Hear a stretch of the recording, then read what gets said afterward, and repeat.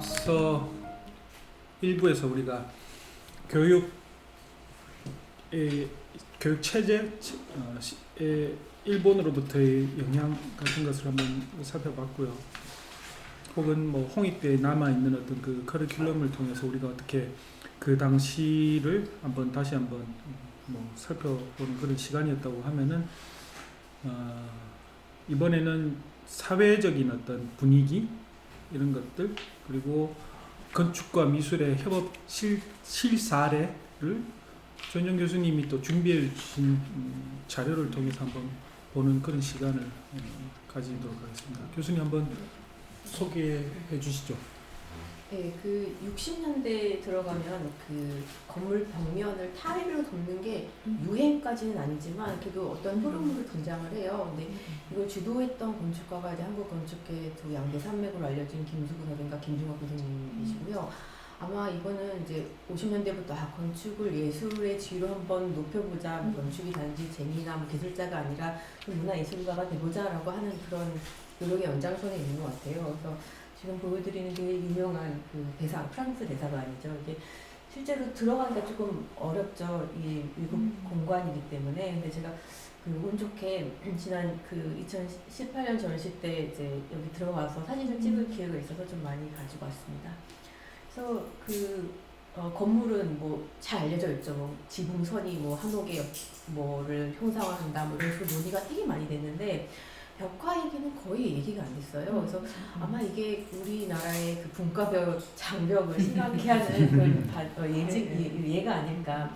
그리고 이제 대사관 전대 건물 이제 4면을 이제 다 상당히 큰, 어떤 때는 건물의 그 벽면을 전부 차지하기도 하고 어떤 경우에는 뭐 일부만 차지하기도 하면서 상당히 화려하고 대단히 시각적으로 인상적인 벽화 제작이 되었는데 이거는 지금 윤명로 선생님, 윤명로 선생님과 김종학 선생님이 이제 당시에 24, 5세 아주 어린 학생을 이제 뭐 이런 졸업하기 직전에 작업을 같이 하신 걸로 알려져 있고요. 그리고 사실 내벽도 도자기 벽화가 있는데 그 내벽을 제작한 사람이 유광열이에요. 그래서 이분을 조금 기억을 하시면 좋을 것 같은 게, 아까 우리 홍대 학제를 되게 열심히 봤지만 홍대 60년부터 상당히 오랫동안 작고하시기 전까지 76년에 이제 좀 일찍 돌아가셨는데 그때까지 계속 홍대에서 중요한 역할을 하시고 뭐 미대 학장도 하시고 하신 분이 이분인데, 이분이 이제 김중학 선생님과 같이 예술의 종합에 대해서 실제로 논의도 하고, 이건 사실 한국에서 되게 드문 자료가 있는데 이렇게 막 왔다 갔다 하면 좀 그런데, 이게 조선일보 대담이거든요. 그래서 사실 이렇게 찾아보면은 무슨 생각으로 이분들이 협업을 했지 이거를 알기가 어려운데, 이제 본인들이 건축과 다른 분야의 예술들이 같이 한번 종합되면 좀 더 좋은 환경을 만들 수 있지 않을까, 이걸 이제 공개적으로 대담을 한 상당히 흔치 않은 예라서 가져왔고요. 이제 본인도 계속 그 이후로도 이건 이제 대사관에 현재는 유실되었지만 신문이 연도가 언제죠 그게? 61. 61년도. 네, 그러니까 신문도. 신문 60년. 근데 이거 바로 60년. 대사관 작업이 진행되는 와중에 한 대담이라서 제가 프랑스 대사관을 종합의 예가 구현된 예로 보는 중요한 그 자료로 제가 쓰고 있는 그 대담입니다. 그리고 이렇게 대사관 벽화 현재는 유실되었는데 내부에 이런 벽화 작업을 하시기도 했고, 또 이후에도 계속 뭐 국회의사당 모자이크 벽화라든지 여러 작업들을 한 분이라서 이 유광열 선생님을 조금 눈여겨보시면 좋을 것 같고요. 그 윤명란 선생님이나 김종학 선생님 당시에 아주 좀 너무 나이가 어렸기 때문에 어떤 생각으로 뭐 얼마나 주도권을 가졌는지에 대해서 좀 의문의 여지가 있어요. 그래서 이것만큼 좀 해, 그러면 좀 실행하는 입장이 아니었을까 이런 생각이 드는데, 그 윤명란 선생님이 곧 뭐 책을 내신다고 하십니다. 이것과 관련해서. 그래서 좀 더 자세한 얘기를 들을 수 있을 것 같고요. 그래서 이런 부분들, 외벽은 다 윤명란 선생님과 김종학 선생님이 이제 전국 각지에서 모은 사금파리를 가지고 이제 붙여서 했다라고 이제 알려져 있습니다. 그래서 백자도 있고 뭐 옹기 조각도 있고 다 옛날 게 아니고 어떤 거는 실제로 뭐 최근에 만들어지는 뭐 생활 도기를 좀 부셔가지고 한 것도 있고, 그래서 이게 무슨 도안인가 되게 곰곰이 생각했어요. 그래서 유광열 선생님이 보통 이렇게 민예적인 모티브를 많이 쓰셔서 이거 부엉이 아닌가, 뭐 민예가 아닌가라고 여러 차례 여쭤봤는데, 윤명란 선생님은 계속 이제 추상 도안이다라고 강조를 하십니다. 본인의 작업을 능력이 그래서 그리고 이건 이제 작업하는 장면 가운데 김종 선생님이 이제 당당하게 계시고 이제 작업이 뒤에서 진행이 되고 있죠. 이거는 뒷부분 옆에 그건 제가 예, 지금 숙소 찍은 쪽에. 네, 그 뒤에도 있나요? 그 뒤에도 그러면 저기 이거는 숙소가 아니고 대사관 저 뒷면 같은데. 이거 기술 내 생각에는 대사관 그런가? 그렇긴 한데 예, 저도 기억이 지금 가물가물합니다. 아. 그러니까 우리가 이미 그러니까 아는 이미지 여러 군데 있다 말고도, 예, 여러 보니까. 군데 예, 예, 예. 이렇게 있습니다. 야, 이게 이제 숙소. 예, 예. 이게 숙소 경호동 숙소 뭐 지금 숙소. 그래서 모자이크 수법을 이용한 근데 재료는 한국의 이제 도자기들. 근데 이건 이제 내벽이고요. 이런 식의 작업이 프랑스 대사관에 있었고요. 자세히 보시면 그 그릇의 기형이 그대로 드러나는 경우도 있고 원래 있던 청화벽자의 문양이 그대로 나오기도 하고 해서 대단히 시각적으로 풍부합니다. 그래서 건물이 이제 노출 콘크리트 건물이라 어떻게 보면 조금 이렇게 의문할 수도 이질적으로 있는데 거기에다가 되게 조형성 뭐 혹은 뭐 지역성 혹은 뭐 전통성 이런 거를 이제 좀 극적으로 가미할 수 있지 않았나 그런 생각을 했고 이거 이제 안쪽에 있는 거 이것도 좀 건물 내부에 있는 거 현재까지 남아 있는 것들. 결국 예술성을 저걸로 굉장히 많이 표출을 하셨네요. 전반적인 보완적, 네 보완적인. 되게 흥미로운 게 한국의 공공미술이라는 개념이 그렇죠. 정착되기 이전인데 그렇죠. 지금 우리가 뭐 시민 참여 작업 뭔가 이렇게 약간 참여의 하나의 사례를 들 수 있는 굉장히 그 과정이 흥미롭네요. 그 말씀하신 것처럼 이제 한국에서 1%법이 생긴 게 72년. 네. 처음 시행된 거는 사실 99년 뭐 이런 맞아요. 때인데 훨씬 전이잖아요. 네. 그래서 사실 이 건물 할 때 이거는 이제 김중갑 선생님 건물은 아니고 김수근 선생님 건물인데 이 공사비가 2,400만 원이었대요. 근데 이 부조비가 30만 원인가? 그러니까 그 당시로는 이 건물 전체 공사비에서 상당히 많은 액수가 이제 건물 벽면을 이렇게 옹기 뭐 이것도 이제 하는 거에 이제 쓰인 거를 가지고 이제 당시에 신동아에 실린 글에서 그 건축가의 공적인 혹은 뭐 도시에 대한 어떤 책임감, 헌신이 느껴지는 예다 뭐 이런 거가 있어서 말씀하신 것처럼 어떤 개념, 어떤 건물이 도시의 공공성을 가지고 역할을 해야 한다는 개념이 정립되기 이전에 있었던 상당히 중요한 사례가 아닌가 생각이 됩니다. 이게 참 궁금한 게 김종업 선생님은 어떤 이유로 그러니까 뭐 짐작은 해볼 수 있겠죠. 우리 고르비지에 뭐 작업에서 자기 본인이 이제 그 타피스트리 작업을 했던 것도 있었고 그런 거에서 이제 했을 수도 있고 김수근 선생님은 또 추측해 보면 일본에서 어떤 그런 경향들을 보셨고 배우셨으니까 그걸 하실 수도 있고. 근데 어쨌든 그 재밌는 것은 시기나 시공간에서 어떻게 같은 시기에 서울이라는 곳에서 어찌 보면은 전혀 다른 뭐 뿌리에서 나온 어떤 경향이 한 시공간에서 펼쳐졌다는 것 자체가 재밌긴 해요.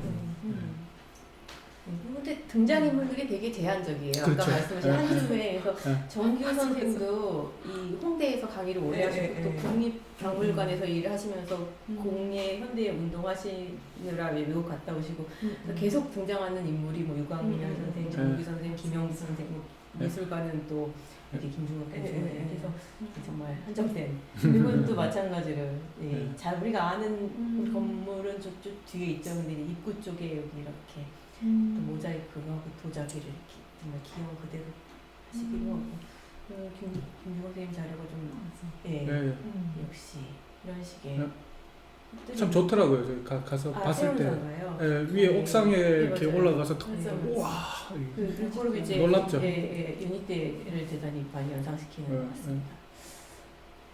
그리고 뭐 성당은 워낙에 성당이 종합예술의 어떤 근거지로서 다양한 예술 분야를 이제 포괄하는 곳으로 여겨지니까 이태 선생님도 아까 제가 처음에 50년대 건축이 예술이냐 기술이냐 논쟁에서 건축은 단순히 기술이 아니라 문화예술로서 자리매김해야 한다고 목소리를 높이셨던 분이신데 역시나 상당히 조형성, 전통성 이런 쪽으로 작업을 진행하셨고 여기서도 김세중 선생님이 역할을 담당하시고 전체 기획은 이제 서울미대 장발이 이제 천주교 집안이라서 기획을 맡으신 걸로 알려져 있습니다. 이런 작업도 지금은 없는 것으로 알고 있는데 멋지네요 이것도. 그래서 말씀하신 것처럼 왜 60년대 한국 서울에 이런 식의 벽화 작업이 아직 뭐 건설비도 부족하고 재료도 없고 사람도 많지 않은데 이 엑스트라의 돈을 혹은 에너지를 이런 벽화 혹은 조형물 제작에 이렇게 쏟아 부었는가 이유가 무엇인가 그게 굉장히 궁금한 것 같아요. 그러니까 뭐 얼핏 또 생각나는 게 이런 것들이 있어요. 이제 60년대를 대충 제가 이제 얘기를 이렇게 설명을 할 때 한국의 건설 재료 산업이 만들어지기 전이거든요. 그러니까 서강대학교 같은 건물을 다 수입했단 말이에요, 그 재료들을. 그러면은 이제 저 넓은 면을 뭘로 채울 것인가? 벽돌 이제 막 생산되기 시작했던 시기였어요. 그 외에는 아무것도 없었던 거였거든요. 벽돌이라는 게 빨간 벽돌 말씀하시는 거죠? 뭐 그렇죠. 벽돌로 만들어진. 그 벽돌 산업의 어떤 글을 보면 이제 그 태양의 집이라는 게 왜 그 중요하냐면 사실 이제 그런 의미에서 벽돌 산업 그리고 다세대 다가구 주택이 등장하면서 강남에 수요가 확 일어나면서 사실은 이제 그렇게 되는 거거든요. 그래서 그렇게 보면은 사실 큰 건물 벽면을 덮을 재료가 없었어요. 그리고 그러면은 뭐 조각 같은 걸로 해서 덮는 거 한번 생각해 볼 수 있는 거고 또 한편으로는 건축은 그나마 일감이 있었는데 미술계에 일감이 없으니까 뭐 한 줌의 친구들끼리 서로 뭐 상부상조할 수 있는 것 같기도 하고 뭐 이거 좀 같이 하자 해서 이렇게 할 수 있을 것 같기도 하고 여러 측면에서 이제 짐작은 이게 다 추측인 거죠. 짐작은 할 수 있는데 정확하게 어떤 자료가 있어서 뭐 증언을 한다든가 이런 게 없으니까 좀 상당히 일리 있는 추측이신 것 같은 게 이제 노출 콘크리트 뭐 소위 브루탈리즘 계열의 건물들이 서양도 그렇고 한국도 그렇고 전후에 유행을 하게 되잖아요. 근데 그게 처음에 등장한 거는 사실 어떤 빈곤에 의한 그 전쟁 이후의 물질적인 풍요가 아직은 이제 전전과 같은 수준이 아니었기 때문에 콘크리트를 외장을 새로 하지 않고 그대로 이제 근데 그 이런 건축가와 미술가의 협업 특히나 이런 조형물 뭐 조각이나 특히 벽면을 덮는 벽화 형태로 진행된 거는 건물이 노출 콘크리트인 경우가 대부분이거든요. 그러니까 롤코비제도 마찬가지고, 그러니까 재료의 측면에서도 되게 중요한 게 한정된 그런 부분들이 있겠죠. 네, 그래서 노출 콘크리트 유행이 지나고서는 종합도 사실 한풀이 꺾이는 게 관련된 그럴 수도 있을 것 같긴 해요. 얘기라고 생각이 듭니다. 그러면은 어떻게 네, 그래서 저는 진행을 어떻게 조금 좀 더 네, 할까요? 네. 뭐 좀 간단하게 이게 사실은 전후의 종합론이 전 세계 건축계의 주요 화두입니다. 왜냐하면 이제 전쟁으로 해서 인간성이 상실되었고 이제 더 이상은 건축 기능주의로만 흘러가면 안 된다라는 어떤 각성이 일어나면서 이제 시암을 중심으로 예술의 종합 혹은 뭐 예술의 상징성과 조형성을 이제 회복해야 한다라는 논의가 이제 활성화됐고 르코르비제가 그 논의에서 제일 핵심적인 역할을 하던 사람이죠. 또 뭐 얘기는 이제 미국으로 건축의 헤게모니가 넘어가는 것을 막기 위해 우리가 이제 문화예술의 종주국으로서 유럽 특히나 파리, 프랑스 파리가 다시금 어떤 역할을 하기 위해 예술의 힘을 빌린다 뭐 이런 얘기도 주장이 나오고 있는데 이제 그 건축과 미술이 통합되는 어떤 예로서 전후 종합의 대표적인 건물이 유네스코 파리 본부이고요. 건물은 이제 국제주의 양식이지만 내부에 뭐 온갖 종류의 최고의 그 예술가들이 참여를 하죠.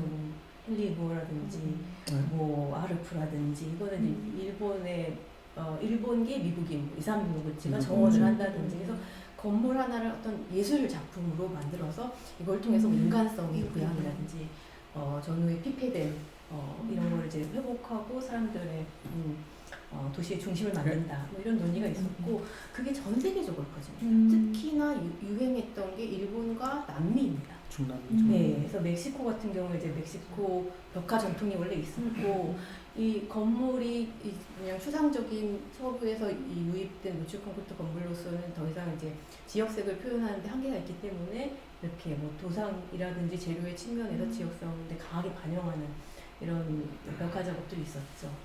선생님 여러 차례 말씀하신 브라질의 일도 마찬가지고요. 예, 타일로 하는 것.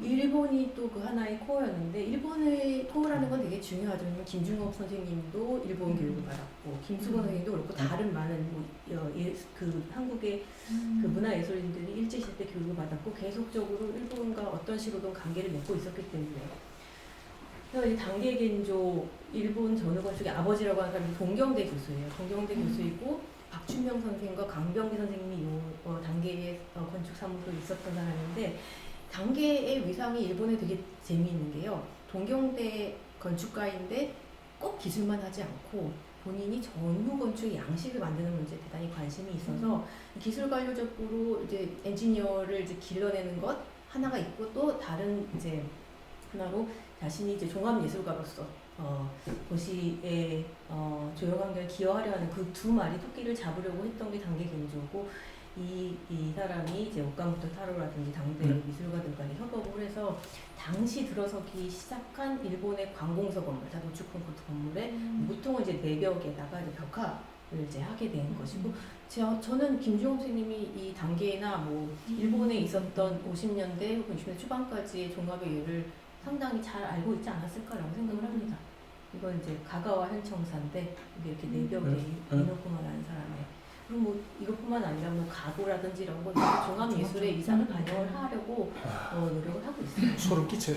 98년인데 상당히 그리고 뭐 그러니까 뭐 이 무라노토고 같은 아까 선생님 말씀하신 와세다 출신의 이제 건축가 같은 경우도 53년에 히로시마 평화문을 할 때 이제 다른 건축가에 협업을 해서 그 성당에다가 조각을 이제 배치한다든지 무라노토고 이것도 좀 잘 알려져 있는데 백화점 건물의 전면을 타일로 해가지고 아예 전 파사드가 상당히 이제 조형성이 강조된 이런 식의 예들이 실시간으로 한국 건축계에도 들어오지 않았을까 그것들이 도화선이 되지 않았을까 거기 플러스 공예 도자기 현대화 움직임 속에서 이런 식의 좀 특이한 양상들이 추세로 등장하는 건 아닐까라고 이제 생각을 해볼 수가 있겠습니다.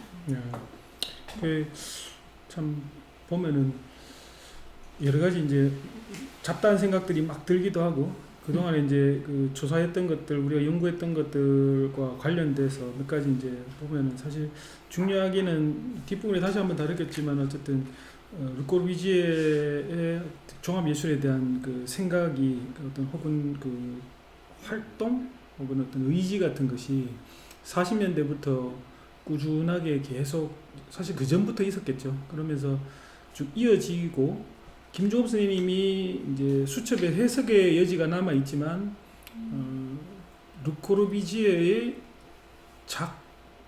작품을 한국에 소개하고 싶어서 파리로 찾아갔다라는 글을 쓰셨거든요. 작업이 아니고 작품을. 50년 이후에요. 그때 아마 그걸 언제 썼는지 정확히 기억이 안 나요. 그러니까 곧 파리에 가셔서 쓴 일기여서 제가 봤는지 아니면은 그 뒤에 이제 신문 기사에서 썼는지 모르겠는데, 근데 그게 해석이 이제 여러 가지 할 수 있는 게 그 작품이란 게 저는 생각을 어떻게 했냐면은 퓨리즘의 미술 작품을 소개하고 싶었지 않았을까. 김종업 선생님의 성향상 그 건축 작품을 한국에 소개한다는 거는 이미 잡지로 본인도 알고 있었고 학교에서 배웠으니까 그걸 소개하는 건 아닌 거 아닐까. 그러니까 좀 더 구체적으로 얘기하면 전시를 하고 싶었지 않았을까 하는 생각이 들기도 해요. 어쨌든 김종업 선생님이 저는 좀 안타깝게 생각했던 것 중에 하나는 세계사적으로 상당히 중요한 사건 사고의 한복판에 있었음에도 불구하고 본인이 인지를 못한 경우가 몇 개의 큰 사건들이 있었는데, 그 중에 이제 사실은 하나가 또 이제 본인이 53년 이전에 이제 르꼬르비지에가 한참 그 종합예술에 대해서 얘기하고 그 여름 건축학교를 통해서 종합예술에 대한 어떤 그 워크숍 같은 걸 했던 게 바로 직전 52년도에 그런 게 있었었고, 헨리무어가 베니스 총회에 갔었거든요. 참석을 했었어요. 참석자 명장에 헨리무어도 있고 헨리무어가 발표도 했었어요. 조각에 대해서. 근데 거기에 대한 어떤 인상이랄까? 김종업 선생님이 수첩에 적어놓은 게 아무것도 없어요. 그러니까 어떤 그 내용을 이제 만약에 이해를 했었으면, 발표 내용을 이해했었으면 어떤 그런 거에 대한 느낌 같은 게 이렇게 적어놓고 해서 그거를 우리가 좀 이렇게 공부할 수 있는 그런 뭐 단초가 될 수 있는데 아쉽게도 이제 그런 것이 없고, 어쨌든 르꼬르비지에는 이 종합예술 측면에서 페르낭 레제와 함께 어떤 그 토론이나 그 서로 주고받았던 것들이 상당히 종합예술 측면에서 중요하다고 생각합니다. 그리고 우리가 이제 당해 겐조하고 오카모토 타로의 그 일본 사례 같은 것들 많은 일본 사례들 중에 그 사례도 봤는데 어찌 보면 김수근 선생님이 오사카 엑스포에 이제 그 하시면서 그러니까 이게 또 비교가 되는 거죠. 김중업 선생님의 뉴욕 엑스포에서 전시했던 그 작업의 한옥과 양옥 두 개를 그냥 병치로 했던 것과 그 뒤에 이제 김수근 선생님의 오사카 엑스포에서는 거의 단계견조 랩에 그대로 사실은 뭐 모방했던 것처럼 젊은 건축가들을 꾸며가지고 어떤 주제에 맞춰서 엄청난 연구를 하고 그 당시에 과연 저게 실현 가능했을까 싶은 그런 기법들을 막 그 동원을 해서는 이렇게 하는 거죠. 그래서 어찌 보면 종합예술 측면에서 오사카 엑스포는 거의 성원 선생님이 아니었을까, 총화가 아니었을까 하는 생각이 들기는 해요, 사실.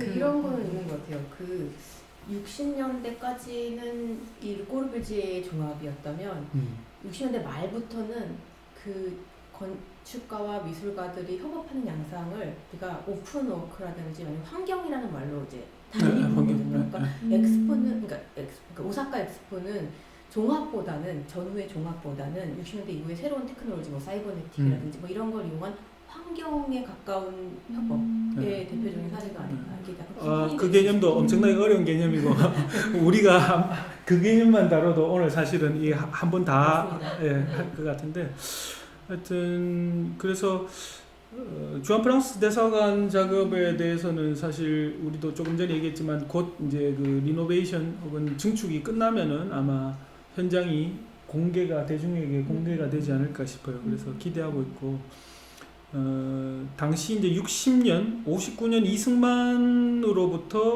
이제 건축 허가가 났다면은 그 후에 박정희가 이제 어쩌면은 이제 그러니까 착공과 준공이 이제 두 대통령의 교체 시점이었죠.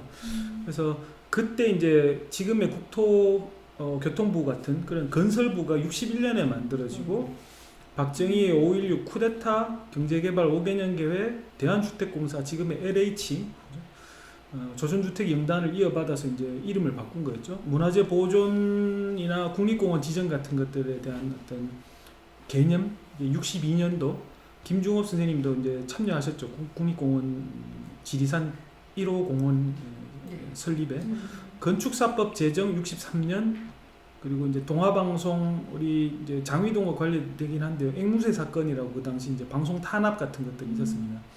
한국종합기술개발공사 김수근 선생님이 이제 부사장으로 등장을 하셨던 베트남전 참전 한일 국교 정상화와 5대 공약. 5대 공약은 이제 뭐냐면은 이제 민심을 이제 한일 국교 정상화가 이제 조금 전에 이제 일부에서 얘기했던 그런 한일 간의 관계가 아직도 민감한 시기에 외자를 이제 그 외국으로부터 자본이 필요해서 나라 경제를 발전시켜야 됐으니까 어쩔 수 없이 이제 박정희는 또 당시 정권은 일본하고의 국교를 정상화시키고 이제 돈을 이제 받게 되는데 그것에 이제 반발하는 국민들에 대해서 좀 뭐랄까요 기브앤테이크 뭐 이런 것으로 5대 공약을 해서 민족 문화 뭐 관련된 건물들을 이제 그때 짓게 되는 거죠. 그래서 뭐 국악당, 세종기념관 뭐 이런 것들을 사실은 컴플렉스로 지으려고 김종업 선생님이 설계를 하셨는데 결국은 뿔뿔이 흩어져 버리고 이제 그렇게 됐죠. 그래서 한강개발 3개년 계획 이것도 상당히 중요한 것이 이제 뭐 압구정 개발하면서 저자도나 뭐 이런 것들 다 퍼서 골조로 써버리는 바람에 섬들이 없어져 버렸죠. 그리고 뭐 이것 하면서 여의도도 개발하게 되고 그리고 이제 뭐 결과적으로 강남 개발로 이어지는 그리고 광주 대단지 사건 뭐 어떻게 알려지기는 김종우 선생님이 결정적으로 광주 대단지 사건에 대한 어떤 반대 비판을 하다가 이제 뭐 쫓겨났다 이렇게 알려지기도 했는데 그죠?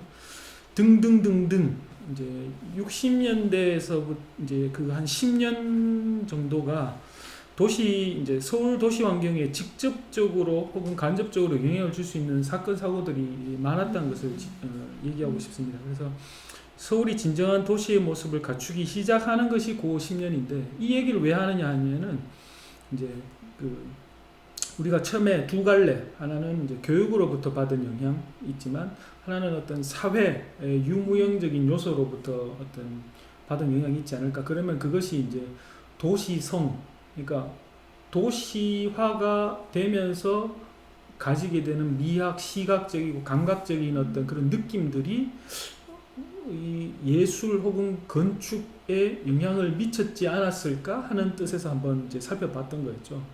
그래서 당시에 이제 59년 동아일보 기사를 성원 선생님이 한번 소개해 주십시오. 네.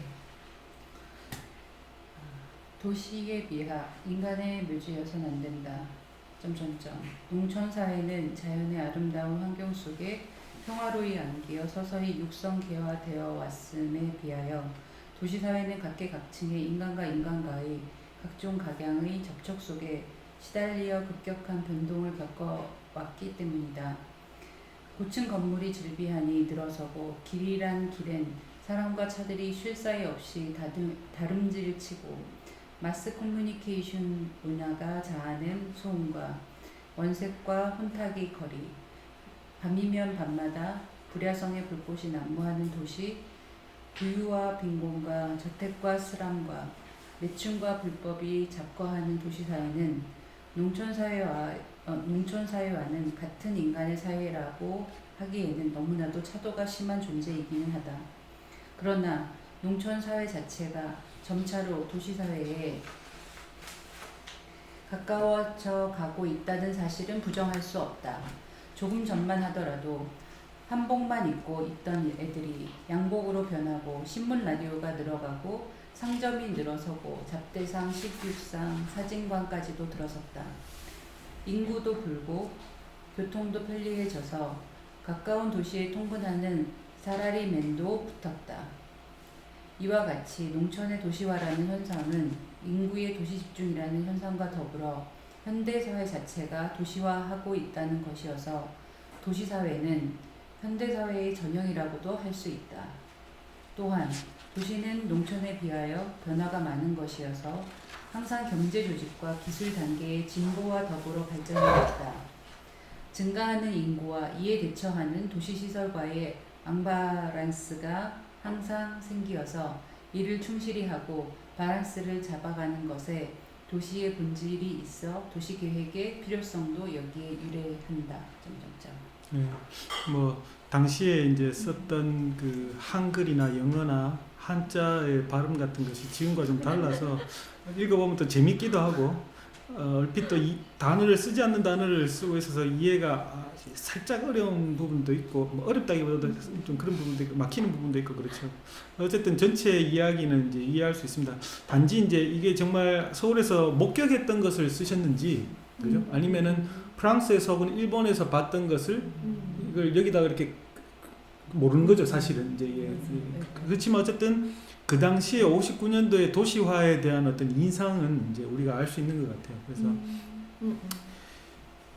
미의식이란 것이 이제 이렇게 어쩌면 사회의 어떤 사회 변화의 산물, 도시화의 산물이라고 또 뭐 완전히 100%는 아니지만 일부일 수 있다는 걸 생각해 보면은 이제 당시에 우리가 상상하는 것 이상으로 빠르게 변했던 어떤 사회가, 그러니까 저는 계속 이제 되풀이하지만 해방 후에 어떤 해방 전까지 눌려있던 어떤 그 근대화 혹은 현대화 어떤 개혁 발전에 대한 욕망이 그 개인의 차원이든 사회적인 차원이든 해방과 함께 이제 터졌다는 거죠. 그래서 터지면서 그것이 엄청난 속도로 이제 지금 생각하는 것보다 더 빠른 속도로 뭔가가 있었을 있고 그게 사회 전체가 이제 아방가르드까지 이제 한 그런 경향으로 갈 수 있었는데 그것을 이제 브레이크 태클을 건 것이 어쩌면은 이제 60년대에 들어선 박정희 정권이 아니었을까 하는 생각도 해봤습니다. 그래서 그런 이제 어찌 보면은 박정희 질서, 박정희 체제에 김중업이란 뭐랄까 이단아, 반항아, 또라이 이분 아웃라이어 이분은 어찌 보면 친활동도 했었고 프로도 했었고 그러니까 이 반대도 했었고 하는 그런 쪽으로 그래서 좀 재미나 그래서 더더욱 재미있게 이제 읽혀지는 거죠. 이제 세계문화자유회의 사회주의로부터 영향을 받은 사실 이 적긴 했지만 이전에도 일본의 나우 NAU의 어떤 사회주의 건축계의 어떤 동향에서 영향을 받아서 한국의 건축 조직을 만들기도 했었고 그렇지만 또 박정희 정권이 들어서고 난 뒤에는 5.16을 기념하려고 이제 매해 5월 문예상이라고 이제 그때 당시에 만들었었는데 그때 심사위원으로도 활동을 하셨거든요. 그러니까 한편에 또 국전에서도 심사위원 하셨고 조선일보 미전 현대 미전에도 또 하시고 이런 식으로 약간 이제 양다리 어찌 보면은 하신 그런 것들이 이제 어찌 보면은 모르겠어요. 전체적으로 도시가 좀 이렇게 혼란 여기 뭐 그런 말을 쓰셨는데 그런 분위기가 도시 사회의 분위기가 어떤 개인들의 활동에서도 뭐 좀 있지 않나 하는 생각은 들었어요. 그래서 심소민 선생님이 계속 이제 초기부터 시대적으로 좀 이렇게 격차가 있어서 이해하는 게 따라가는 게 참 어렵다 이런 얘기를 하셨죠. 그래서 새로운 시간대라는 용어도 아까 전에 쓰셔서 제가 적어놨는데 어떻게 생각하세요? 그러니까 사실 우리 모두 여기에 이 4명 모두 사실 60년대를 기억하고 얘기할 수 있는 사람은 아무도 없죠. 그게 그런 측면에서 사실 다들 이제 사실 낯선 시간대고 시공간대인데 한번 얘기를 한번 해보시죠. 우선은 지금 이제 말씀 주신 내용들 중에 굉장히 흥미로운 게 그런 약간 반대항적인 정부 대항적인 어떤 발언을 김종업이 하면서도 어떤 그 정부 주도하의 사업들에 가담할 수밖에 없는 이 부분은 그 당시 시대적인 문제만은 아닌 것 같아요. 저는 현지도 마찬가지고요. 건축가라는 하나의 그 어떤 사회적인 역할에 있어서 예술가하고 가장 차이가 나는 부분이라면 저는 예술가가 항상 어떤 투쟁과 뭐 광주 대단 사건도 마찬가지 미술안에서는 이것에 대한 어떤 비평적인 그 작업들의 흐름들을 볼 수가 있거든요.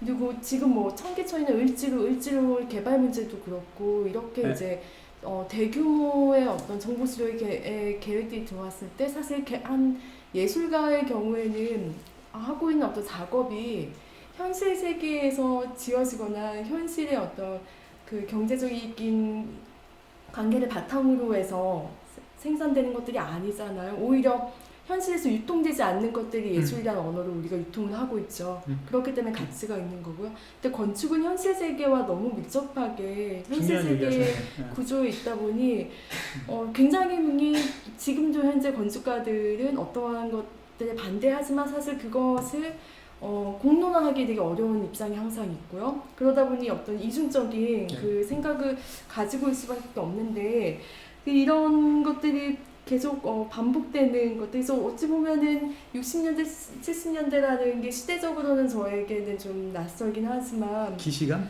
그렇죠. 네, 그런 게 있긴 하지만 한국 사회, 우리의 어떤 사회가 돌아가는 어떤 사회 작동 방식으로 봤을 때는 지금과 크게 달라요. 독재이든 독재가 아니든.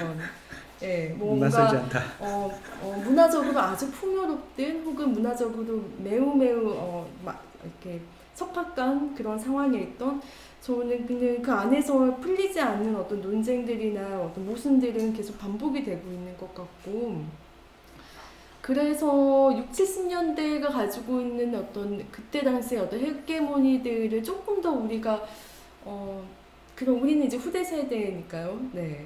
그때와 연관되지 않았고 그렇기 때문에 좀 더 비판적으로 보는 작업들이 필요한 것 같아요. 뭐 여의도 개발이나 뭐 서울시에 대한 어떤 도시 계획과 관련된 전시들도 굉장히 많이 있었잖아요. 하지만 그것들이 어떤 도시의 개발에서의 어떤 확장과 이후에 어떻게 전개됐는지 너무나도 객관적인 서술들에 맞춰져 있지 그 당시에 뭐 누락했던 논의들 혹은 그 당시 어떤 과오들이 그 이후에 어떻게 반복되고 있는지에 대한 전시나 논의는 또 쉽진 않은 것 같아요. 그게 다 공적인 어떤 그쵸 예산과 관련된 부분들일 텐데 그래서 건축이라는 것은 항상 이런 현실적인 이해관계를 바탕하고 있기 때문에 예술이라고만 얘기하기는 매우 어렵다. 그래서 처음에 성원 선생님 말씀 주셨던 것처럼 그 기술적인 기술. 부분은 사실상 고려하지 않을 수가 없는 것 같아요. 사회 안에서의 어떤 기술로서 그렇게 얘기를 들으니까 종합예술이라는 단어가 되게 정치적으로 회색 단어 같은 느낌이 드는 게 그럴 수 있지 않을까요? 이것저것 막 섞어서 다 되는 이야기 같긴 실제로 그 종합예술 이태리 같은 경우에는 파시즘의 잔재라는 맞아요. 비판도 그래요? 있고, 예, 그래요? 네. 그건 좀 몰랐네요. 네. 맞아. 독일에서는 총체예술이라는 단어로 쓰이기도 합니다. 총체예술? 네, 총체예술이라고 해서 바우하우스 이후에 이제 이게 건축인지 미술인지 디자인인지 뭔지 모를 그러니까 뭔가 무대와 더불어 공연까지도 포함하는 근데 그런 정통이 계속 그 미술뿐만 아니라 그 독일의 학제에는 남아 있는 것 같아요 지금까지도. 그리고 그 유학을 해본 결과 잘 구분이 안 되어 있습니다. 잘 구분이 안 되는 거 내가 뭘 땄는지 잘 모르겠어요. 미술사를 공부한 건지 뭐 한국에서 돌아와서 적응하기 힘드셨겠다. 예, 그죠? 그럼요. 갖다 붙여야 되는데 어딘가에. 예, 왜냐면 그 어떤 카테고리라고 하는 거가 그렇게 이렇게 분명하지 아주 않을까. 이렇게 단정적으로 나눠지지 않은 게 사실은 독일의 학제고 아까 잠깐 이제 제가 거론하다가 말았는데 사실 그 아키텍추어라고 하는 그 단어 안에도 AR 그 이제 결국은 앞에 부분이 거의 비슷한 아트. 이제 그 아트와 거의 유사한 그렇기 때문에 그럴 거라는 어떤 추정뿐만 아니라 사실 그 썰이네요. 예, 그다음에 시티 디자인이라고 하는 단어로 이제 독일에서는 도시 디자인 쪽이 이제 다시 등장하게 되면서 그게 이제 도시에 있는 교통이나 아니면은 공업 디자인 또 그 외에 구조적인 뭐 선박부터 시작해서 아주 굉장히 기술적인 것들을 다루는 구조적인 어떤 산업 디자인까지도 이제 다루게 되는 그런 디자인의 또 다른 분야가 그 독일에서는 굉장히 중요한 분야거든요. 근데 그쪽에서는 사실 아까 말씀드렸던 기술과 예술이라는 걸 이렇게 특정적으로 구분하지 않고요. 그건 그냥 자기 장르 자체. 그러니까 그 디자인이라고 하는 장르 자체로서 이제 아주 확정적인 의미를 갖고 있기 때문에 지금에 와서는 제가 아까 서두에 그런 돌발 질문을 던진 거는 60년대, 70년대라고 생각하고 아마 그런 고민을 많이 했을 것 같다라는 생각이 저는 많이 들었고요. 특히나 이제 아까 조 교수님 잠깐 설명해 주신 거나 저도 이제 이 집에 오래 있다 보면서 느끼는 게 구조적으로 이것이 계속 우리의 삶에 어떻게 영향을 미치느냐 하는 부분을 좀 고민을 안 할 수가 없을 것 같다는 생각이 들어요. 그 뭐 뒤에 글이 또 연결이 되는 것 같아요. 이 조형 예술이라는 이 측면에서 60년대를 증언하는 이제 글이 하나가 있는데 앞선 거는 이제 59년도에 나왔던 글이고 66년부터 이제 2년 동안 한국의 UN 파견 전문가로 와서 활동했던 터키 도시계획가가 있는데 이름이 타리크 카림인데 이분이 이제 김종호 선생님과 인터뷰를 한 기사가 사실 신동아에 실렸었죠. 67년도 2월로 알고 있는데요. 근데 사실 타리크 카림과 김종업의 연결고리는 그냥 여기서 이제 있는 게 아니고 그 자리에서 이제 대화했다고 있는 게 아니고 끝난 게 아니고 타리크 카림이란 이 터키 사람이 클로드 파랑이라는 프랑스 건축가가 만든 그룹 에스파스라는 조형 예술 뭐 활동단체라고 할까요? 그 조직의 영향을 받아서 그 운동의 영향을 받아서 터키에도 자기가 그런 조직을 하나를 만들거든요. 그러니까 근데 클로드 파랑이라는 인물은 사실 김종업 선생님과 오랜 동안에 뭐 실제로 연락을 했는지는 모르겠지만 김종업 선생님이 연락처를 가지고 있었던 오랜 동안 연락처를 가지고 있었던 외국 건축가들 몇 안 되는 사람들 중에 한 명이었어요. 일본 건축가들은 상당히 많이 가지고 있었는데 사실 비일본 건축가들 중에서는 그렇게 많지가 않았었거든요. 근데 클로드 파랑은 보자르 출신이었고 보자르 건축학교에서 보자르 건축 교육을 받았었고 거기에 반발해서 나왔다가 르꼬르비지에 사무실에서 인턴을 이제 하게 됩니다. 김종호 선생님도 공식적으로는 인턴이었어요. 그리고 클로드 파랑을 이제 이끌어준 사람은 앙드레 보겐스키라고 르꼬르비지에 사무실에서 20년을 일했던 건축가가 있었는데 그 사람이 이제 클로드 파랑을 시켜서 CIM, 그러니까 김종업 선생님이 처음으로 이제 들어가자마자 르꼬르비지에 사무실 들어가자마자 청년 대표로 갔다고 자기가 이제 소개가 그렇게 돼 있는 악상-프로방스라는 남부지방의 CIM 회의에 사실은 클로드 파랑이 대표였어요. 그 당시에 이제 각 나라별로 청년 대표단을 조직을 해서 주거라는 주제를 연구를 해라 그렇게 했는데 앙드레 보겐스키가 클로드 파랑한테 자기 학교 후배 클로드 파랑한테 이걸 맡기죠. 그래서 어쨌든 클로드 파랑은 그 뒤에 이제 사무실을 나오고 난 뒤에 실망을 했었고 르꼬르비지 사무실에서 자기 성에 이제 성향에 이제 안 맞았던 거죠. 그 성향이라는 것이 이제 조형 예술 쪽이었습니다. 그러니까 좀 더 이제 어떤 조형적인 어떤 표현을 더 이제 생각을 했던 것 같아요. 그래서 앙드레 블록이라는 그 나중에 이제 잡지 편집이 유명한 잡지 편집인과 함께 에스파스 그룹 에스파스를 만들어서 이제 했던 게 클로드 파랑이죠. 그래서 이 연결고리를 생각했을 때 타리크 카림과 김종업 선생님의 대화가 어떤 뭔가를 단초를 남겼을까 하는 이제 의문이 들었는데 아쉽게도 이제 코로나 바이러스 뭐 이런 여파로 인해서 도서관에서 자료를 구하지는 못했고 그 전에 이제 이 자료를 접하셨던 조윤전 선생님의 의견을 한번 들어보려고 합니다. 예. 글을 제가 읽었는데 그 글을 못 찾은 거예요. 그래서 그걸 제공을 못 해드려서 너무 죄송하게 생각하는데 사실은 근데 타리크 카림의 배경과는 조금 무관하게 물론 관계가 있죠. 유엔 도시 전문가로 왔습니다. 종합이나 예술, 조형 이런 얘기는 일절 없었습니다. 그냥 이 글은 뭐 도시 전문가로서의 타리크 카림의 관심과 그것에 이제 대응한 김종생의 대담이었던 걸로 제가 정리를 해놨더라고요. 제 글 문장으로 원문이 있는데 그래서 이제 타리크 카림이 도시계획, 현재 도시계획의 새로운 경향들, 뭐 메갈로폴리스라든지, 뭐 일본의 선형 도시안 이런 것들 이렇게 설명을 하면서 이제 한국도 이제 그런 것들이 이제 도입될 때다. 뭐 이러면 이제 김중호 선생님도 이제 같이 얘기하시는데 이제 재미있게 본 거는 김중호 선생님이 통일항공 얘기를 하시는 거. 통일. 네, 그래서 우리 도시계획을 할 때 통일 연계 얼마나 됐다고 해야 된다라고 하시는데 사실은 이거는 김수건 선생님이 선형 도시로 이렇게 그 비슷한 시기에 한 거에서도 이게 올라갑니다. 이 북한까지. 근데 이제 김종호 선생님 워낙에 이제 이북 출신이시고 종종 뭐 고구려의 기상 이런 얘기를 강조하시는 걸로 비록 그런 생각이 재미있게 들었고 또 현재 이제 한국에서 진행되고 있는 도시계획을 비판을 하는데 특히 이제 타겟이 김수건 선생의 여의도 계획 같은 거. 이건 쇼맨십이다. 도시계획은 그 이상주의로 되는 게 아니다. 이런 거에서 두 분 간의 약간의 그 라이벌리 구도도 여기 반영되지 않았는가. 이런 생각을 하면서 읽었는데, 아쉽게도 종합과 관련된 논의는 없었던 근데 거고. 또 한편으로는 또 이제 처음에 우리가 했던 의문 중에 하나로 생각할 수도 있는 것이 당시 정말 대화가 가능했을까? 사실은 또 통역이 있었겠죠. 통역이 있더라도 어쨌든 뭐 제대로 된 어떤 대화가 가능했을까는 생각을 해볼 수 있어요. 외국에 유학을 가면 그 유학생끼리는 조금 더 대화가 잘 통하는 게 있지 않습니까? 그래서 그럴 수도 있겠네요. 서로 이렇게 서로 이해해가면서 그럴 수도 있겠네요.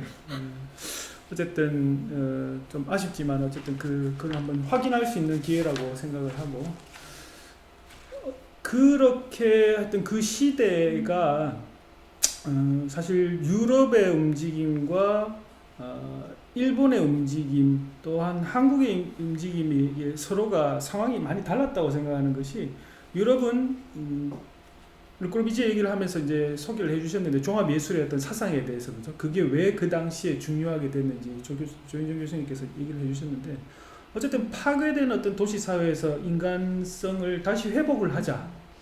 근데 그것에 이제 어쨌든 정반합 어떻게 하다 보니까 뭐 전통에 대한 어떤 거리감 같은 것들이 뭐 나타나게 되고 어떤 그것이 유럽의 분위기였다면은 이게 일본에서는 당시 어찌 보면은 더 뭐 얘기를 해줄 수 있겠지만 군국주의나 어떤 제국주의 어떤 그런 움직임에서 또 전쟁으로 인해서 패배를 하게 되었고 거기에서 뭔가 생기는 것들 그런 또 움직임 한국은 일본으로부터 식민지 사회로 있다가 이제 해방하면서 나왔는데 사회주의를 혹은 공산주의를 표방했던 그 북한과 또 맞닥뜨려서 이게 막 뒤섞여 있던 그런 어떤 움직임 이런 것들이 물론 일본도 그 당시에 그랬고 뭐 유럽도 마스그룹 건축 쪽에서는 마스그룹 일본의 NAU 한국의 뭐 이런 것들이 사실은 공통 분모들이 조금은 있지만 어쨌든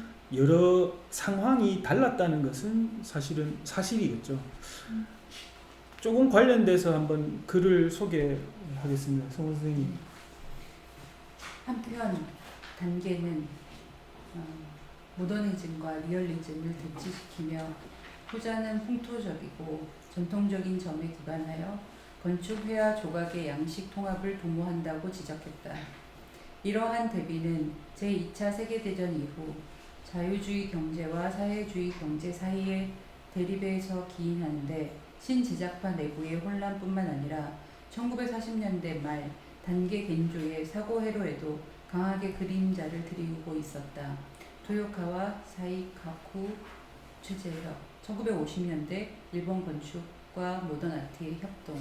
네, 저는 이제 이 글을 찾아서 같이 공유를 했는데 조윤정 교수님께서 이 글에 대해서 혹은 이 저자에 대해서 잘 알고 계셔서 저희 또 한번 또 놀랬죠. 이 조윤정 교수님의 심원한 능력에 대해서 사실 유일무이한 한 줌의 전문가 부부라서 의견 한번 들어보겠습니다.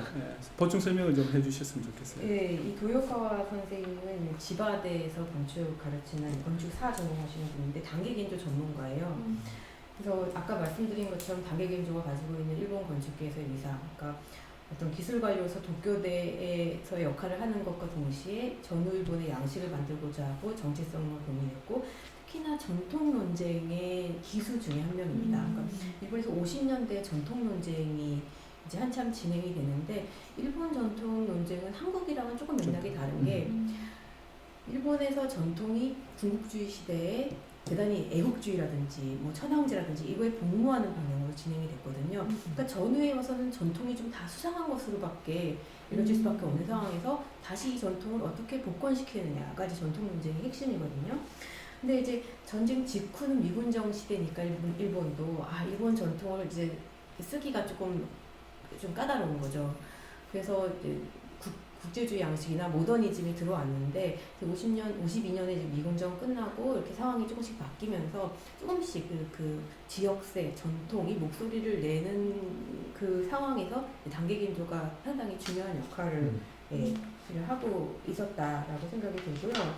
이런 것들이 한국 전통론에도 상당히 많이 영향을 끼쳤던 것 같아요. 단계 겐조가 갖는 한국 건축계에서의 위상은 상당히 큰데 아까 말씀하신 박준영 선생, 강병기 선생님, 김수건 선생님도 단계 사무소 소속은 아니었지만 그 옆에 사무실에서 대학원과 정을 하시면서 이렇게 잘 봤죠. 그래서 어떻게 랩을 꾸려서 어떤 새로 신생국의 비전을 제시하는 역할을 하는가 이거에 많이 힌트를 얻으셨기 때문에 단계 겐조의 전통론이 많이 중요했고 단계 겐조의 전통을 보면 사실은 그 예술의 종합론이 서구에서 예술의 종합론이 비서구권 뭐 멕시코라든지 브라질이라든지 일본에 와서 전통론과 접속을 하는 그런 형국인 것 같아요.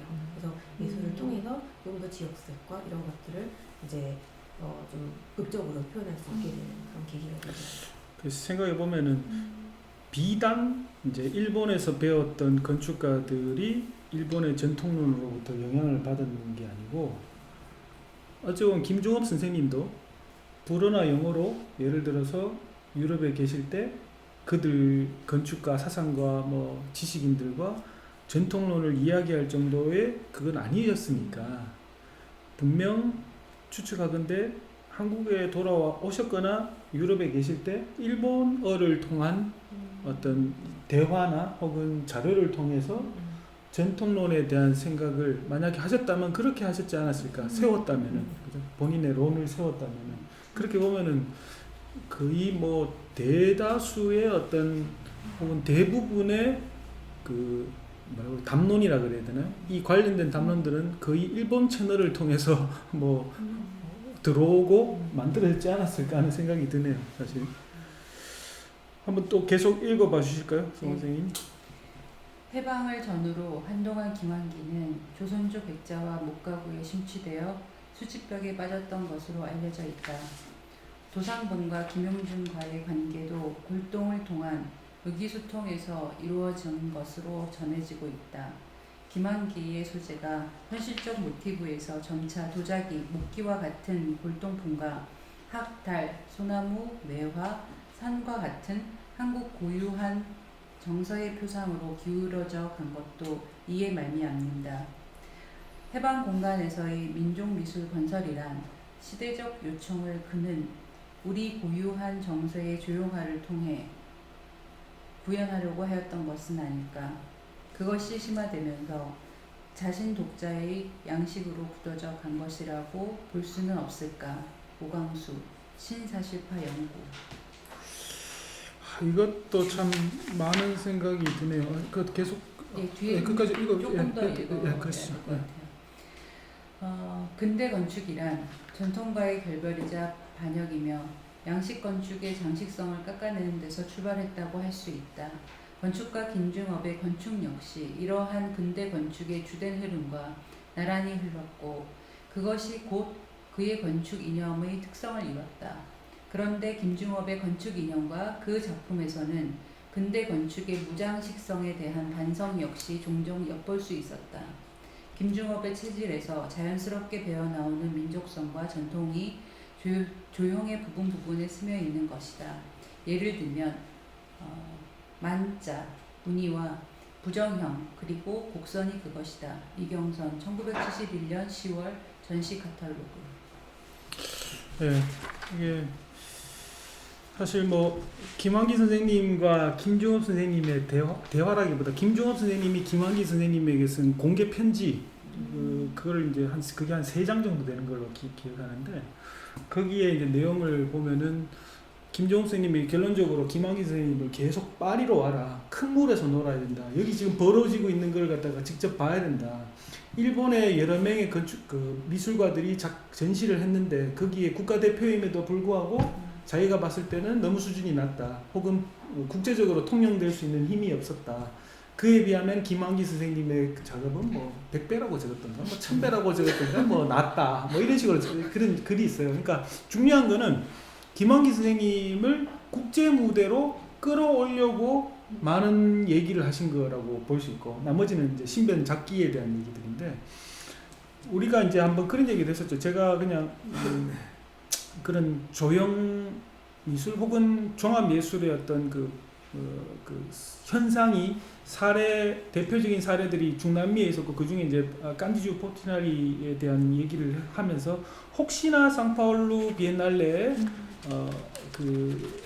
갔다 온 분들이 뭔가를 가지고 온 건 없을까 그런 얘기를 했었는데 사실 이제 조금 조현정 교수님이 살펴봤을 때 특별하게 드러나는 거는 지금으로서는 그렇게 많이 보이진 않는다 이렇게 하셨어요. 그래서 저는 이제 그런 것들이 어찌 보면은 이 민족성을 혹은 한국성을 드러내는 것이 물론 이제 건축 쪽은 좀 덜하지만 세계 무대에 나가게 되고 알려지게 되면서 혹은 더 알리려고 하다 보니까 좀 변별력을 좀 가지려고 하는 그런 측면에서도 있지 않았을까. 그것은 사실은 다른 연구를 제가 이제 좀 다른 얘기는 하지만 해외에서 활동하는 한국 화가들의 어떤 경향에 대한 연구를 읽은 적이 있었거든요. 거기에서 보니까 그런 얘기가 나와요. 보편적으로 그런 경향이 있을 수밖에 없다. 그런 생각도 지금 이제 글을 보면서 이제 느꼈었고, 김종업 선생님이 그런 얘기를 했었죠. 집이란 자고로 뭐 기대에 울 수 있는 뭐 기둥, 뭐 방, 뭐 이런 게 있어야 된다. 네, 저기 어딘가 적혀 있어요. 근데 사실 그 말은 저는 이제 본인의 그게 아니고 레제가 쓴 글에서 어디선가 이제 이게 나온 거라고 생각해요. 레제가 그런 얘기를 했었거든요. 그러니까 그 CIA 건축가들에게 동료들에게 비판을 하면서 어떻게 너희들은 이 크고 흰 벽에 사람들을 세워가지고는 뭐 울지도 못하고 웃지도 못하게 하게 하느냐 뭐 이런 식으로 이제 글을 썼었어요, 장문의 글을. 그래서 그런 거 아닌가 하는 생각도 들고, 그래서 제가 개인적으로 상당히 좋아하는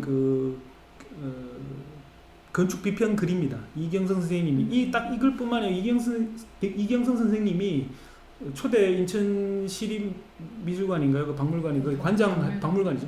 관장도 하셨는데 김중업 선생님에 대한 비평글이 상당히 좋더라고요. 그래서 이제 여기 한번 넣어봤습니다. 그래서 또 어쨌든 전체 글에서는 유럽의 모더니즘으로부터 나온 예술의 통합화, 종합화와 제국주의에서 벗어나려는 민족주의에서 나온 조형예술화는 한반도에서 같은 시기에 나타났고, 김중업의 작품 경향은 그 중에서 이제 후자에 속한다. 한편 일제강점기 동안 한민족의 문화를 표현할 길이 억눌러 있었다. 이것은 제가 이제 계속 얘기하는 이제 뭐 어떤 추측이기도 하고, 그죠? 30년대 일본을 통해서 들어온 모더니즘, 그 깨끗한 모더니즘이 우리 어떤 민족의 어떤 성향을 성정을 다 채워주지는 해소하지는 못했다는 게 어찌 보면 생각이고, 저는 제 생각이고. 그러면 이제 우리 문화의 우리 성정을 채워줄 수 있었던 필요했던 것, 우리가 원했던 것은 민족성을 드러내는 어떤 형태, 음율, 색깔 이런 것이었다고 이제 이경성 선생님이 이제 이 글에서 썼다고 저는 이제 해독을 하고 있는 거거든요.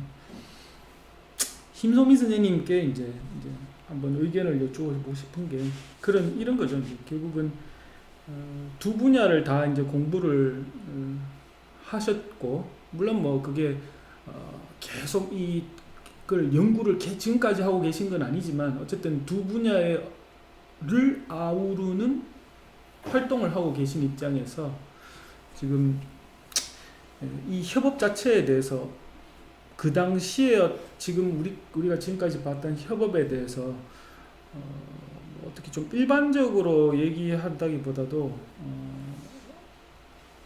뭐 어떻게 보시고 계신지, 물론 중간중간에 계속 얘기는 해주셨는데, 그죠? 전시 기획자, 큐레이터의 입장에서 뭐 구체적인 사례가 있으면 한번 소개해 주셔도 좋고요. 뭐 조금 전에 얘기했던 정희석 선생님과의 어떤 그런, 그 전에 조정구 선생님도 한번 전시에 있었고, 네, 그죠? 네. 혹은 꼬아니의 작업, 줄리안 꼬아니에 같은 그런 분들의 작업도 있고 한데, 딱히 그분들이 협업을 하고 있다고 얘기는 할 수는 없지만 그런 것을 지켜보시는 선생님의 활동은 어찌 보면 협업이잖아요. 네, 저는 기획자로서 계속 건축을 하고 있는 건 아니지만 건축의 언저리에서 건축을 연구하고 건축하는 분들하고 협업을 하고 해오는 걸 굉장히 매우 흥미로워하고 있는 것 같아요. 그 중에 하나가 아마도 그런 움직임들이 거의 뭐 국현의 건축 분야 이제 학예직이 생기고 전시가 생긴 것들이 거의 2010년 이후잖아요. 그리고 우리에게 건축이라는 것들이 대두됐던 거는 되게 명확하게 두 가지 쪽인 거, 완전히 그 부동산 논리에 의한 이제 일종의 어떤 주거의 문제, 혹은 이제 그 반대편에서 이제 지나치게 예술로서만 이제 전달하고자 하는 뭐 김수근 전시, 뭐 이렇게 이제 대표 르꼬르비제의 전시하는 일종의 어떤 예술로서의 건축이야라는 그 양쪽의 그 대비가 너무 큰 상황에서 오늘 이런 토크가 좀 흥미로운 거죠. 이 중간의 얘기들을 사실상 좀 더 뭔가 얘기하지 못했던 여러 주변부의 얘기들을 우리가 같이 나누면서 경로들을 앞뒤로 막 추적해 볼 수도 있고, 모르다 저 같은 경우 모르는 어떤 시대에 60, 70년대에 접근할 수도 있는 것들인데, 이런 것들이 이 분야를 넘나들면서 있지는 않았던 것 같아요. 그 분야 안에서 항상 미술에서도 60년대 얘기 너무 많이 하고 있고, 최근에 이제 전후 이후에 한국미술의 전개에 대해서도 많은 연구자분들이 이렇게 막 하고 계시는데, 그때의 이 얘기들이 그렇다면 이제 지금 우리가 봤던 이런 건축에서 흐름 안에서 뭐 유명 선생님 20대 너무나도 젊었을 추상화그로서의 자기의 어떤 정체성을 찾기 이전에 조사기사고 어떻게 하게 된 걸까? 혹시 그 선생님은 또 누구였을까? 어떤 관계로부터 이런 작업을 하게 됐던 거고, 그리고 왜 그 이후에는 그 선생님의 뭐 작업을 어떤 공공미술의 형태로든 어떤 건물과 또 만난 어떤 그 흔적들을 찾아볼 수는 없었을까? 그리고 왜 이제 조윤 선생님 말씀 주셨듯이 왜 최근에 돼서야 다시 이제 이런 것들이 책으로서 다 우리에게 전달될 수 있게 되었는지에 대한 그 경로들을 좀 찾아가는 데 굉장히 도움이 되는 것 같고, 그 지점에서 이 60년대의 협업이 흥미로운 것은 규정되지 않았던 시기였기 때문에 뭔가 고민하려고 하는 그 방향을 찾고 싶어 한다는 거예요. 그래서 이렇게 이렇게 정의하려고 하는 게 아니라 뭔가 방향을 찾고 싶어 하는데 뚜렷하게 다가오지는 않아.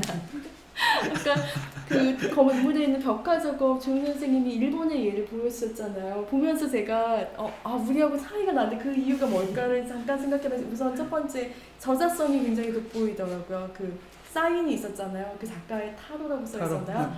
네, 굉장히 큰 사인이 있었고 벽화가 하나의 장식적인 느낌보다는 그냥 아트웍스로서 굉장히 그 저자의 독자성이 보이는 스펙타클한 하나의 작품으로 드러났다면 우리의 사례에서는 조금은 건축에서의 미장의 역할은 분명히 하고 있었던 것 같아요. 네, 선생님께서는 아마 분명히 콘크리트 그 재료 말씀 주셨는데 그런 이제 그 비교들을 하면서 보게 되지만 나름의 방식으로 되게 찾아가려고 노력했던 어떤 흔적들, 뭐 기술과 어떤 역량이 구비되지 않더라도 뭔가 좀 해보려고 했던 그 움직임들이 그 시대에 굉장히 응축돼 있었고, 조금 아쉬운 거는 그 응축 에너지를 함께 가기보다는 그 이후에는 이제 전문 분야로 너무나도 분화되어서 각자 응축하는 세계로 각자 응축을 쭉 가다가 2010년 이후에 좀 이거 다시 이렇게 함께 좀 고민해 보려는 자리들이 계속 생기는 것 같고, 오늘의 자리도 그 흐름 중에 하나이지 않을까 합니다.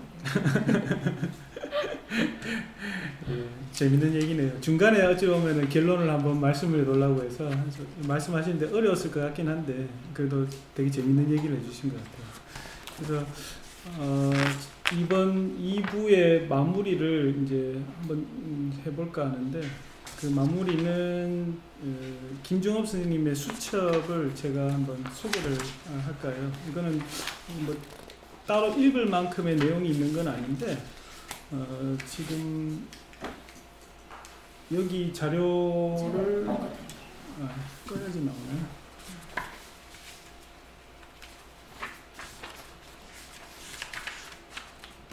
저는 재밌었던 게 아까 그 건축과 예술에 대한 이야기를 이렇게 쭉 이렇게 짊어지고 가면서도 그 변변치 않은 그 자재였잖아요. 저 예전에 어렸을 때 그 운동장에 그 모래와 그다음에 시멘트 공구리를 이렇게 쳤던 그 사진들이 있었던 것들이 어렸을 때 이렇게 어디 교과서나 이런 데 있었던 것 같아요. 그래서 분명히 이제 저희가 이제 흔히 알고 있는 그 시멘트 공구리 친 이 블럭, 그 블럭들로 이제 한국의 건물들이 지어지고, 그거에서 조금 더 벗어나서 도심에 가면 도심에 있는 건물들은 조금 더 높은 건물들이 있었고, 제가 그때 기억나는 건물 중에 하나가 극동 빌딩과 3일로 빌딩이거든요. 사실 극동 빌딩은 저는 정말 기억이 많이 나는 게 저희 아버지가 그 근처에서 극동 빌딩에서 일을 하셨어요. 그래서 그 매번 이제 심부름을 갔던 기억이 나고, 그 극동 빌딩을 갔었을 때 느낌이 너무나도 멋있는 거예요. 그러니까 그게 왜 그러냐면 아까 얘기했던 우리가 볼 수 없었던 건축 자재들. 그러니까 저는 아까 그 벽돌이나 이런 건축 자재에 대한 이야기가 저희한테 굉장히, 특히 예술에서도 굉장히 중요한 이야기고 키워드고, 얼마 전에 신상호 선생님 작업실을 갔었을 때 그 도자를 가지고서는 그 김해에 있는 클레이 아트 미술관도 만드셨을 때도 보면 그게 도자 타일이 베이스가 되거든요. 이 김종업 건축문화의 집에 이 1층에 보시면 다 도자 타일로 깔려져 있잖아요. 이게 이태리 예전에 그 80년대에 수입한 수입 도자 타일이에요.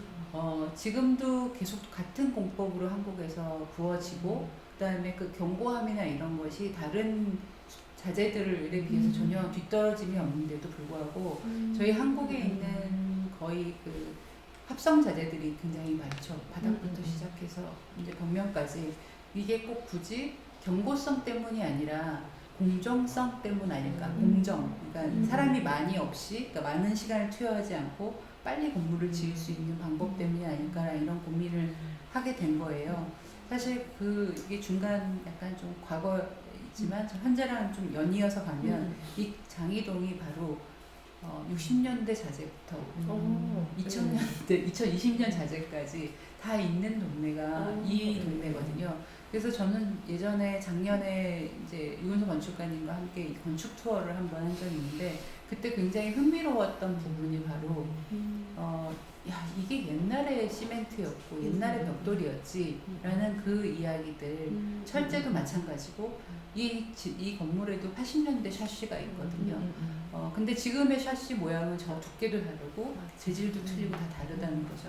어쩌면 더욱더 디테일하게 건축에 접근할 수 있어야만 아마도 그런 어떤 스타일의 문제, 그 다음에 어떤 유형의 문제를 넘어서서 아까 예술이나 기술이나 이 측면이 아닌 그 기술적 측면이 결국은 이 구조를 만들게 된 어떤 그 베이스를 그 기반을 이해할 수 있지 않을까라는 생각이 좀 잠깐 들었어요. 맞습니다. 예. 예.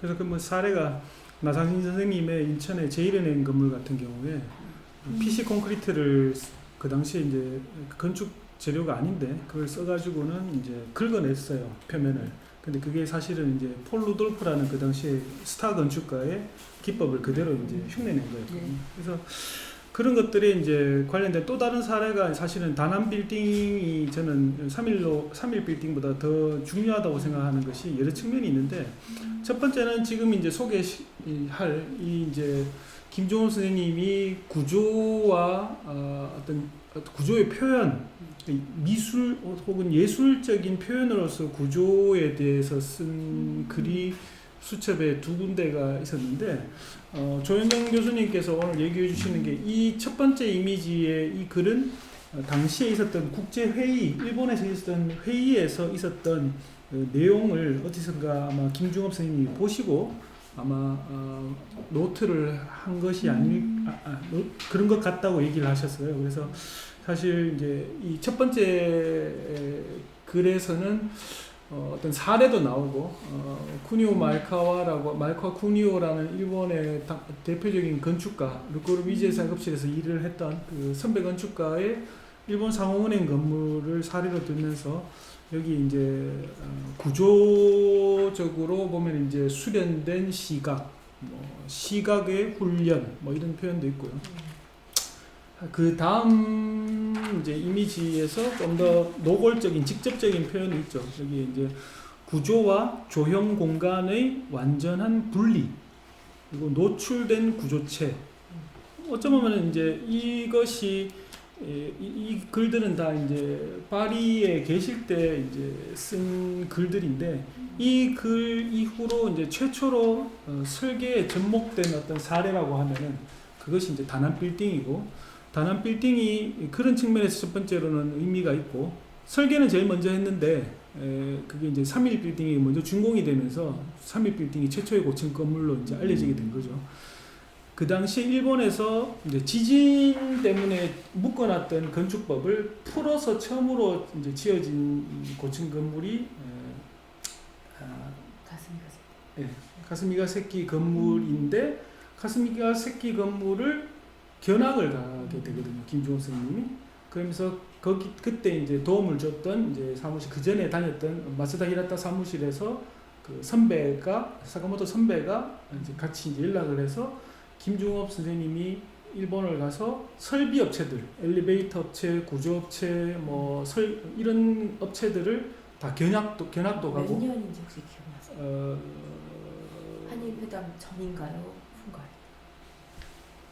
알려드릴게요. 제가 다시 찾아서 정확한 거거든요. 그래서 그런 기록이 상세하게 일정과 함께 남아 있어요. 그래서 그런 측면에서 봤을 때 또 한일 교류 얘기가 우리가 있었는데 물적인 완전히 증거죠. 이게 그런 것 자체가. 그래서 그 정도로 얘기를 하면서 2부를 마치겠습니다. 네.